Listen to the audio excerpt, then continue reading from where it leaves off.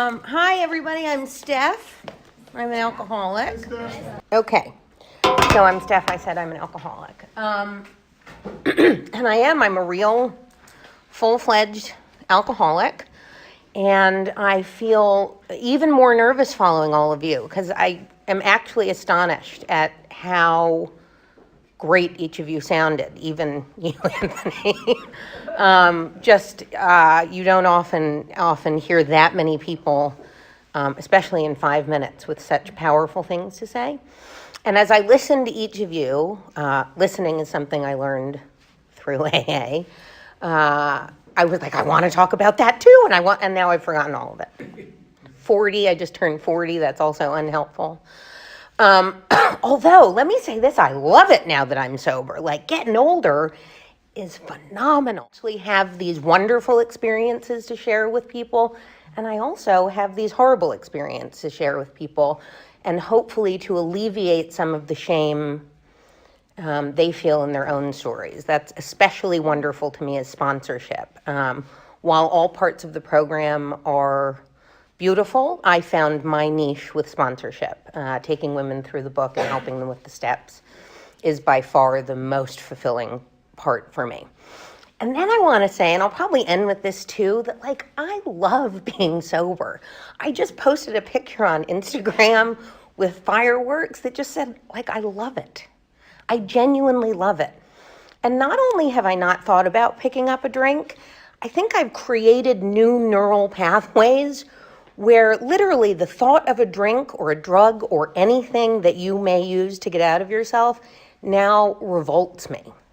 The thought of ever waking up with one of those hangovers where every pore in my body is like the size of my nostril, and there seems to be like a weird dry sweat coming out of everything, and I'm sort of immobilized on the bed, like I should get up, but there's no way. And you hear people say, if I felt that way now, I'd take myself to the ER, and I would. I mean, I was a binge drinker. At one point in my story, I was a daily drinker, and I'll get to that, but I was a binge drinker. So really, you hear these stories about college kids dying from their one night. They're not even alcoholics. And I feel like I could have died any one of those nights, not just from the choices I made because of the drinking, which were exceptionally dangerous often, but because of the alcohol itself and the drugs that later came to fuel the alcohol. So my sober date is October 10th, 2011. I have a sponsor. She has a sponsor. I have a home group in the city, New But West, because I work there still. I just moved out here a few years ago. So as you hear sometimes in AA, I am a member in good standing. I have taken probably a dozen women through the big book. Not all have been successful in their attempt to stay sober. Some have found other means of staying sober. This is not, as the book says clearly, the only way, but it is the way that worked for me and the way that gave me a foundation to a life. So I love it. I love that this, and I never would have expected it, as one of you said, that this would give me a life, but it gave me a life. It opened a door onto a life. I didn't think I'd live till the age of 30. So my story started, I could go as far back as I'm adopted. I'm sure that played a role. It's not why I'm an alcoholic. I don't know if there's alcoholism in my biological family. It isn't why I'm an alcoholic, but I'm sure it contributed to some of my excuses for drinking, my need to feel a part of, and part of why I felt so different from a very young age. I think when I was about 5 or 6, I grew up in the city. I went to a prep school filled with perfect thin little blonde girls. And we went out to Southampton for the summer, which oh, poor me. But it was kind of poor me because I felt so different from everybody. And we would go to this play group, and I always tell this story because it's when I look back, it's the first time I see myself feeling like I didn't fit in, like I wasn't good enough. And we would go to this play group, Lala Manger's play group, and our parents would sit at at a beach club and drink what was called a beachcomber, which I kind of think is just a Tom Collins. I don't know. It had a lot of mint in it, maybe a mojito. And they would drink on the beach. There was a lot of heavy drinking, very waspy, so nobody talks about their feelings. They drink their feelings. Very restrictive in a lot of ways, food restriction, be thin, blah, blah, blah, blah, blah. So I went to this play group, and all the kids are like downy, dewy, cute little blondes named Bo and Blair. This was the 80s. And we would go on these beach walks, and we would have to learn to swim in the ocean, and we all hold a rope going into the ocean. And I wouldn't go. I wouldn't hold the rope. I was fearful, like so filled with fear already. This little 5-year-old, 4-year-old, filled with anxiety, and I would sit. My mother didn't let me eat a lot because she didn't want me to be fat. Hate my mother. No, I don't hate her anymore. I genuinely like her now, and I love her as my mother, but no food, don't get fat. So I would sit in the kitchen with Lala's mother and eat. I was like, yes, this is so much better than a beach walk. I fit in, with the grown-up. I didn't feel like I fit in with the kids, and I felt really lonely. I was an only child and whatever, yada, yada.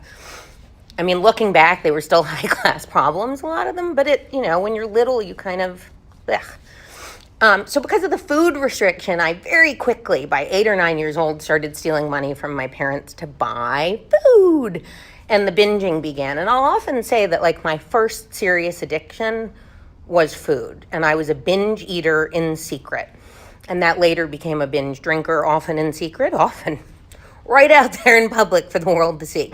But the binging, which has continued and been a difficult one for me throughout my life, that was my first addiction. By 13 years old, though, I had fallen in with a crowd who did not go to my prep school, and who spent a lot of time, I with them, on 135th and Lenox, and I don't know if you know the city, but that's East Harlem, West East Harlem. And so I didn't look like them, but I fit in. These were men, though. I mean, looking back at a 13-year-old, I was with men, 18, 19, 20, and I would steal money to buy 40s of Old E and something called Cisco, and I don't know if you've heard of it. This was sort of like a hood drink a little bit. And the joke was it was liquid crack, and it was. Tasted like, I'm not allowed to curse. So I wore my hair up on my head and big crushed bamboo earrings and purple lipstick, baggy Gerbeau jeans, Carhartt sweatshirts, and and I walked like I was an OG. Look at me. I'm wearing flats with tassels. This is who I'm supposed to be. But I was like a real OG. I'd pour a little out for my homie, like all my dead prep school friends. Nobody in my neighborhood was being shot and needed a little poured out. But I fit in there. I genuinely felt like I fit in there, more so than with girls my age. So that took up really a good portion of high school. I remember once stealing a gun from my father to show off uptown. But it was like an antique pistol from World War II.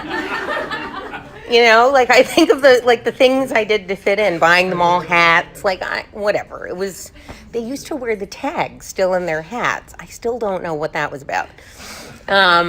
So that was a good part of high school. But I became a chameleon later in high school. I actually hear that a lot in these rooms. I became a chameleon, and I quickly gave myself my own reputation in my mind, before anyone else could give it to me. I made myself the bad girl. I made myself the rebellious one so that nobody could call me this or call me that. I defined myself. I wore all black when I was at school, and I mean, along with my prep school uniform, whatever. I tried to be a misfit. Before anybody else could decide for me who I was. And it worked. I mean, people wanted to be friends with the bad girl in a way, so I was the one who'd get them to the bars, and then, God, I really am old. In the 90s, bars didn't card, and waitresses didn't have to card, they weren't, although I wasn't really going to a lot of bars with waitresses. I went a lot to a place called the Subway Inn, which you can imagine, the windows were blacked out. So the bad girl is kind of liked by everybody, never fully accepted, but kind of like, oh yeah, I want to know her. I want to go out with her. So I became a chameleon. I fit in with all different groups of people. I never had to get close to anybody. I was very public about certain parts of my personality, but very in control of the information you had about me. So I would announce that I was in therapy and because that was different then, or that I was being medicated by my parents to make you think I was crazy, but then I kept so many secrets. And I felt like I had control over my life by doing that. So high school, it's weekend drinking mostly, but I'm drinking at the level that my older male friends are drinking by 15, 16 years old. So I'm someone who I take a drink.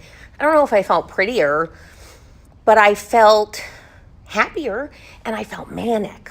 Normal people seem to get a little drowsy after 2 glasses of wine. And I was like, give me the gin, and then I was raging. I was ready to go.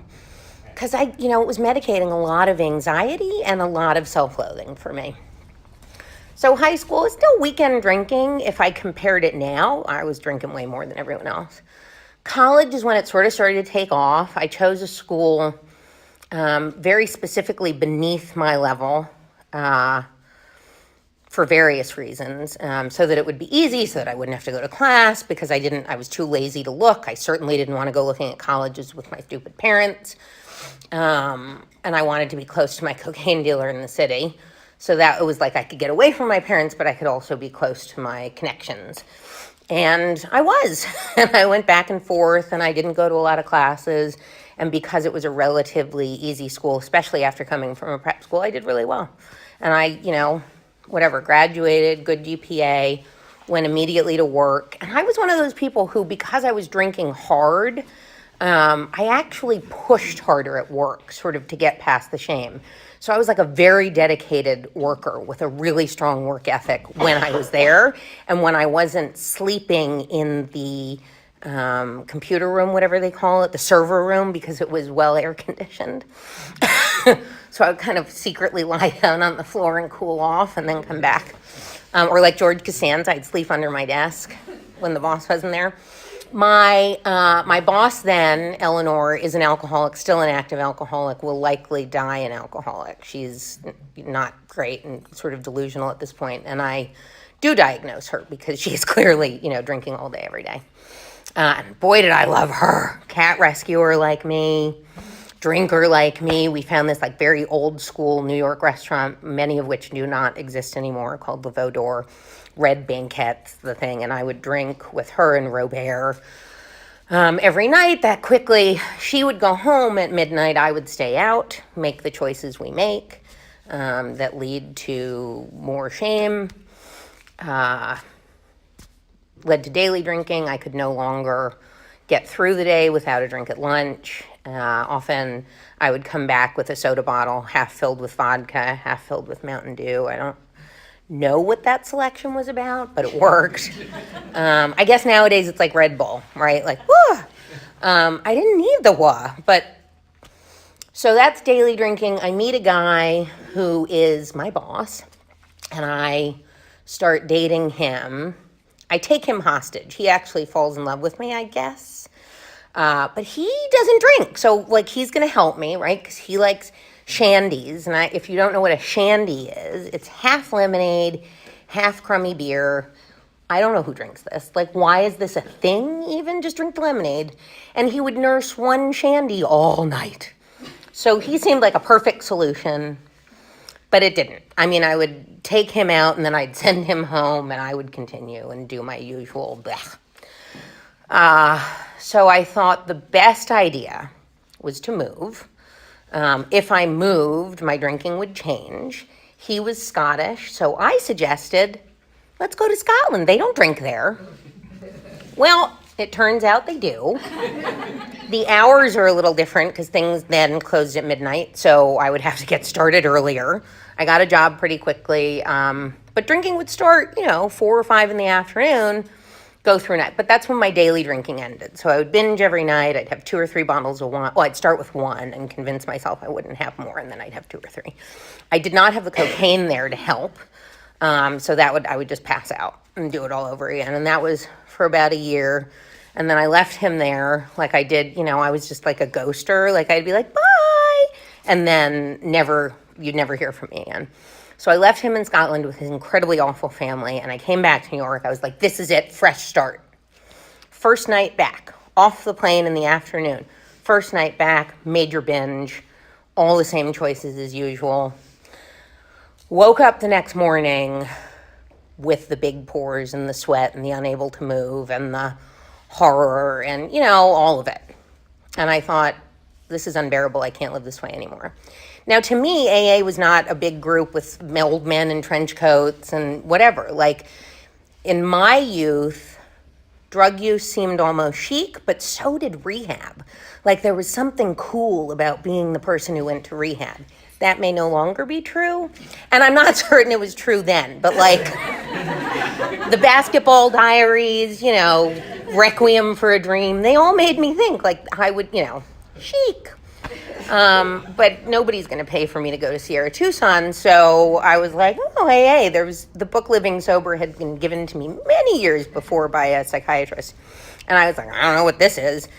And Eckhart Tolle, Power of Now, no idea what that is, on the bookshelf. I actually saw them that morning, and I was like, I should go to AA. So I called the number, and they said, there's a meeting at the 79th Street Workshop, and I was like, I'm not moving. Like, I don't know. Can you give me one tomorrow? So I went to the noon. The other ones were too early. They've got like 6 and 8:30. So I went to the noon there, and I raised my hand, and I said I'm an alcoholic for the first time, even though I'd known for a long time. And was probably proud of it.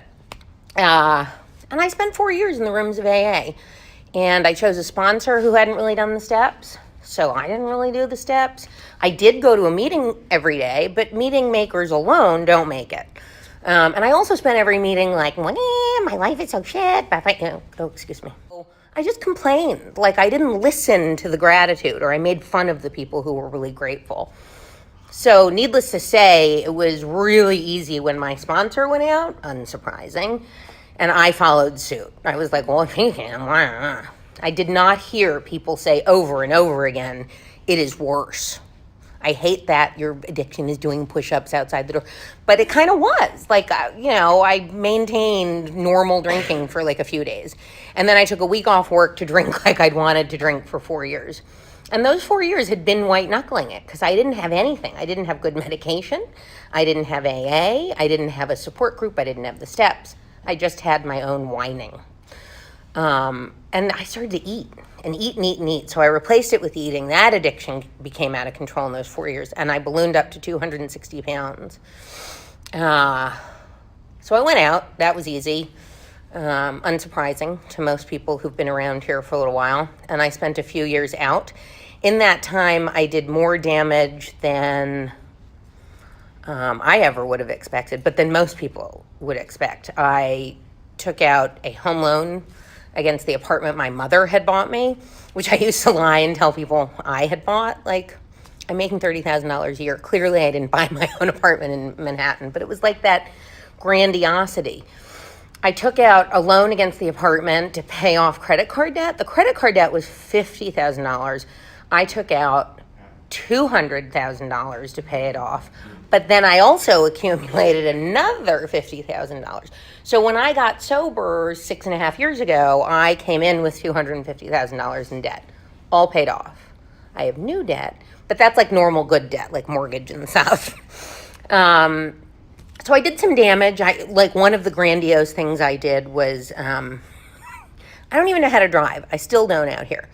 But because I thought if my outsides looked good, even though I was 260 pounds, but if I bought like fancy shoes and fancy bags, because when you're fat, you can't really buy clothes. So you've got to have the bags and you're limited by what you can show off. So then I was like, I know, I'll rent a summer house in the Hamptons, because that totally makes sense with my home loan money. So I rented a wildly expensive shack, basically, in the Hamptons, and I would take a car service out to this house every single weekend because I can't drive. I mean, this seems right. And at the time, I didn't understand that I was like covering up my disaster. which, like, when you're that fat, by the way, and you're fit, right, like, you're as red as a tomato all the time because your blood pressure is so high because you're chain smoke, like, whatever. I'm not covering it up from anyone, clearly, but I thought I would. So we would go, and I insisted upon Mercedes-Benz car services. Like, where's this money? It's, like, made-up money that isn't mine, that I owe to a mortgage company. So I'm juggling. I can't even afford cat food sometimes. I'm, like, taking out cat food on a loan from the local guy on 76th Street, Mikey. Anyway, so I go back and forth. I spend every weekend not going to the beautiful beach, which was half a mile away, but sleeping all day, sleeping off hangovers from, like, ragers every night, having people out to the house who I didn't even know, who mistreated me, I mistreated. So that's nearing the end. Near the very end, I invite a man into my life who's a former friend from back in the OG days, but looks like me, so is also not an OG. He turns out to be incredibly emotionally abusive, sometimes physically abusive. And I was like, the only way I'm going to get him out of my house is if I get sober. So that began my journey back. I counted days for the last year of my sobriety, so most of 2011, in and out and in and out. But, like, counted days. I wasn't in AA. I wouldn't raise my hand to say I was a newcomer. Oh, I lost weight, because that would solve everything. So I was losing weight, and in that, lost 100 pounds. Did not raise my hand in meetings because I thought the good guys in here will not date me if they know I'm a day counter. So my MO was like, I'm not going to let them know. What am I going to do, lie to them? Okay. So there's no think it through in my life at this point. Like, I was very much living in the now, just totally delusional now. So it takes about a year. I have one last night that is like every other, really no different, but something's different because I wake up and I say, this is unbearable. I didn't see the unmanageability for a long time. I knew I was powerless and I could not live this way anymore. I had no mirrors left in my house. I could not look at myself, even having lost the weight, even having, hated it. The script in my head was so bad. You deserve nothing. You're hideous. Everybody hates you. The cars in the street, if it wasn't the law, they would just hit you. You are disgusting. So that last night I called a friend, an ex-boyfriend who had gotten sober and had stayed sober, and I said, I need help. And that's it. One of you said that. Like, I learned to say I need help. And he said, sit tight. I'm going to come over and bring you whatever they're called. They make you vomit if you drink. And I took one of those, and I didn't go back to AA for a while because I was terrified that I wouldn't be accepted, that I'd be judged, that my old friends would be angry. Finally, I went back. It must have been 2 months, fighting off the fear. But I did go back, and I was welcomed with open arms, except for one bitch. She did not like me coming back. She was and I was like, well, that's not very AA of you, is it? So everyone else welcomed me with open arms. I chose a sponsor immediately, and it was a woman who I hated so much the first time because she was a hard butt. I'm working on it. She was tough, and she made me call her at 7:30 every morning, and if I didn't, she would, like, wait, and then when I finally called, she'd be like, where have you been? So it was, she made me read the big book. She made me do the steps. We had to go do, like, a whole 5th step together where she helped me identify my patterns, and it worked, right? I mean, it worked. And then in 6 and 7, whoa, did that work. I am not someone who has a supernatural higher power. I am very, very much interested in the interconnectedness of all of us. So the power of all of us together is very humbling to me. And to know that I don't need to call it God, it's a higher power, and that higher power doesn't need to be omnipotent, but that when I come in here, I feel a strength like nothing I've ever felt alone. And that, like, it still gives me shivers. That's a powerful thing to know that you have all these people on your side and who are just there to help. So that gives me strength every day to know I'm never alone, literally. Physical beings on this earth, I am never alone. How do I turn it off? So I came in, I did the work, blah, blah, blah. Richard once said at a meeting, and this was one of the most powerful things I'd ever heard, and then I'll do one more and I'll finish up. he said the work is not steps 1 through 10 or even 1 through 11. The work is step 12, and that is the work. That's the foundation. That's how you get to a life. But then you've got to live in 12. And that doesn't just mean being of service in the rooms. It means being of service to all your fellows throughout your life and throughout the world, and conducting yourself in such a way that you help them. Like, dignity for me comes from within. I had a bad voice and I had a good voice, and I would just push the good voice away. It was there telling you shouldn't do that. And I was like, F off. Good voice. I don't like you. So many people will say God is the good voice, right? That is your consciousness, your highest human brain, which gives you the power of will and the power of won't. So when the bad voice comes up, you can actually retrain your brain and tell it to shut up. I call mine Ed. And when Ed came up in the beginning, shut up, Ed. F off, Ed. And that really helped to say it out loud, or to say the words out loud. Like, what are you thinking? Think it through. Like, this is your animal brain telling you this. This is not your highest human self. This is not your evolved self. Your evolved self is the good voice saying, this isn't right. This feels bad. And the other thing that was amazingly eliminated for me almost immediately was I'd had a pilot light of fear and anxiety living in the pit of my stomach that would flare up for my whole life. And one day, the pilot light was just gone. There was no pit of anxiety anymore. And I have to credit Lexapro for the second half of my life. And I want to say that because not everybody is fully mentally there. And when I came in, my social anxiety was extreme, and it took over my life. And the obsessive thinking came after.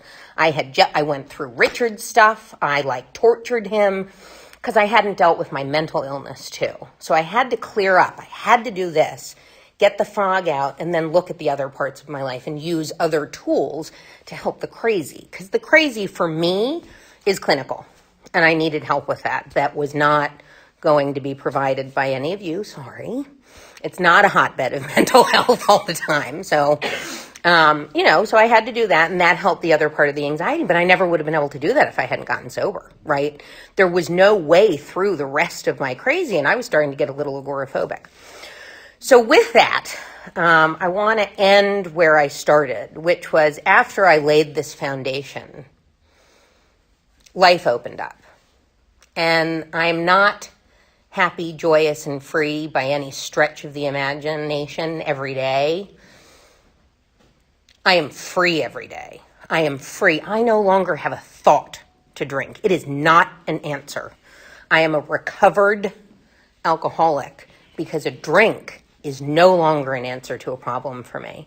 And that gives me shivers because that is a freedom beyond my wildest dreams. Happy and joyous, they come in spurts, but life is not black and white. There is nuance, there are problems. There's a lot of sugar, honey, iced tea, but all of that too, I gotta say, this is why I like being 40. All of that stuff is experience. How cool. And experiences you don't have when you're drinking because you don't live, right? You live to drink. I wouldn't have it. I wouldn't have anything new to share with anybody. And I certainly wouldn't be sharing about the shame, the mental illness, or any of it if AA hadn't taught me that that was the most important thing to do.